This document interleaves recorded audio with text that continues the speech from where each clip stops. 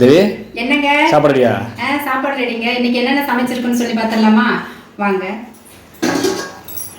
நல்லா சூப்பராக சோறு சுட சுட இந்த குளிருக்கு சாதம் சூடாக சாப்பிட்டா கொஞ்சம் நல்லா இருக்கும்.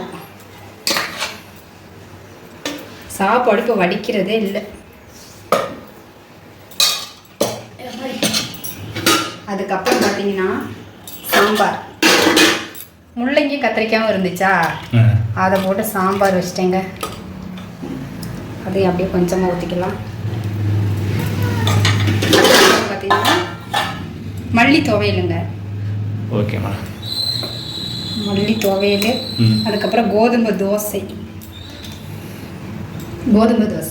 எனக்கு இதாங்க நம்ம வீட்டு சமையல்.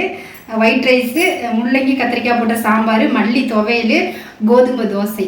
இதான் நம்ம வீட்டு சமையல். சமையல் வீடியோ பிடிச்சிருந்தா மறக்காமல் ஒரு லைக் மட்டும் போடுங்க. நெக்ஸ்ட் வீடியோவில் பார்க்கலாங்க. பாய்ங்க.